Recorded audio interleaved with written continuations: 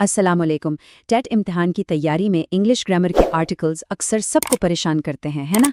ए, N और the ये छोटे छोटे अल्फाज हैं, लेकिन इनके गलत इस्तेमाल से अक्सर नंबर कट जाते हैं। लेकिन फ़िक्र की कोई बात नहीं, आज हम इस मौजू को इतनी आसानी से समझेंगे कि आप कभी नहीं भूलेंगे। तो सवाल ये है कि ए, एन और द आखिर ये तीन नन्हे से अल्फाज इम्तिहान के लिए इतने ज़रूरी क्यों हैं? भाई इसीलिए कि जितने आसान लगते हैं ना उतने ही ट्रिकी भी हो सकते हैं और अक्सर उम्मीदवार इन्हीं की वजह से अपने कीमती नंबर गिनवा देते हैं। लेकिन चलें आज मिलकर इस सारी उलझन को ख़त्म करते हैं। तो आज हम क्या क्या देखने वाले हैं? सबसे पहले हम समझेंगे कि आर्टिकल्स हैं क्या और क्यों इस्तेमाल होते हैं। फिर ए और एन का सबसे अहम उसूल सीखेंगे। उसके बाद हम द के ख़ास इस्तेमाल पर बात करेंगे। और हाँ, ये भी जानेंगे कि आर्टिकल कहाँ बिल्कुल इस्तेमाल नहीं करना। और आखिर में कुछ इम्तिहानी सवालात की प्रैक्टिस भी करेंगे।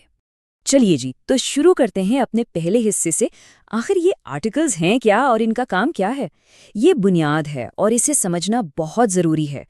बहुत ही आसान लफ्ज़ों में समझें तो आर्टिकल एक ऐसा लफ्ज़ है जो किसी भी नाउन यानी इस्म से पहले लगता है और इसका काम सिर्फ इतना है कि ये बताए कि हम किसी आम सी चीज़ की बात कर रहे हैं या किसी खास चीज़ की। बस ये नाउन को थोड़ा और वाज़े कर देता है। अब देखें, आर्टिकल्स की ना दो बड़ी किस्में हैं। पहली है इंडेफिनिट यानी गैर मुअय्यन, जिसमें ए और एन आते हैं। ये किसी भी आम चीज़ के लिए इस्तेमाल होते हैं। जैसे आई सॉ अ बॉय, मतलब मैंने एक लड़का देखा। भाई कोई भी लड़का हो सकता है।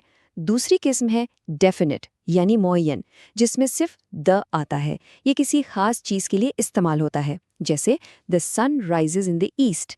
अब सूरज तो एक ही है ना, खास है। चलें अब आते हैं इस हिस्से पर जहां सबसे ज्यादा कंफ्यूजन होती है, ए और एन का उसूल। लेकिन यहाँ हम एक ऐसा गोल्डन रूल सीखेंगे जिसके बाद आपसे कभी कोई गलती नहीं होगी। और ये रहा वो गोल्डन रूल। इसको अपने जहन में बिठा लें। फैसला स्पेलिंग पर नहीं, बल्कि लफ्ज़ की पहली आवाज़ यानी साउंड पर होता है। जी हाँ, लफ्ज़ किस हर्फ से शुरू हो रहा है ये अहम नहीं है। अहम ये है कि इसकी पहली आवाज़ क्या है। बस ये एक नुक्ता आपके बहुत से सवालात ठीक करवा सकता है। उसूल बहुत सीधा सा है।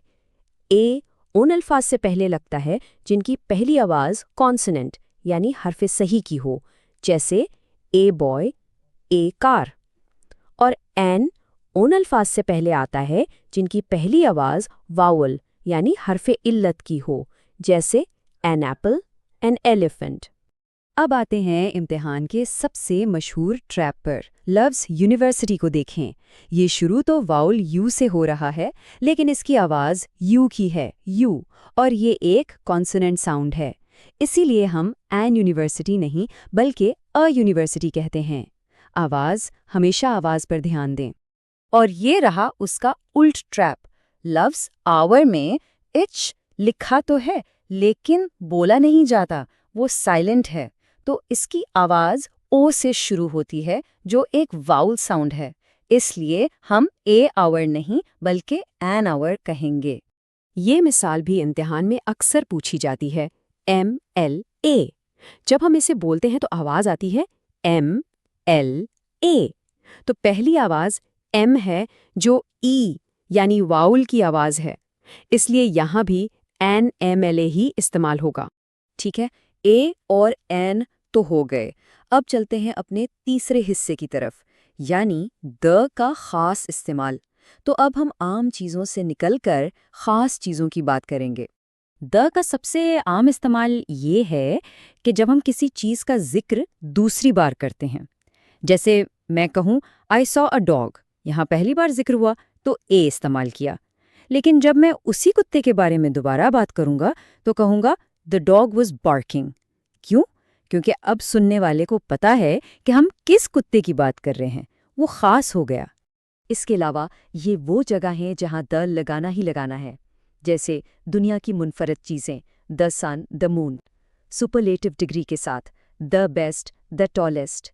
पहाड़ी सिलसिलों के नामों के साथ, द हिमालयाज़। दरियाओं, समुंदरों, अखबारात, मुकद्दस किताबों और मशहूर तारीखी इमारतों के नामों के साथ भी हमेशा द लगता है। चलिए अब चौथे हिस्से की तरफ बढ़ते हैं। صرف یہ جاننا کافی نہیں کہ آرٹیکل کہاں لگانا ہے، یہ جاننا بھی اتنا ہی ضروری ہے کہ کہاں نہیں لگانا۔ اسے کہتے ہیں زیرو آرٹیکل، مطلب کبھی کبھی صحیح جواب ہوتا ہے کوئی آرٹیکل نہیں۔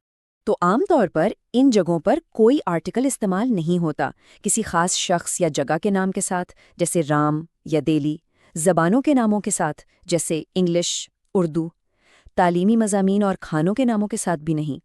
اور ایک بہت اہم بات، پہاڑی سلسلوں جیسے دی ہمالیاز کے ساتھ د لگتا ہے، لیکن ایک اکیلی چوٹی جیسے ماؤنٹ ایورسٹ کے ساتھ کوئی آرٹیکل نہیں لگتا۔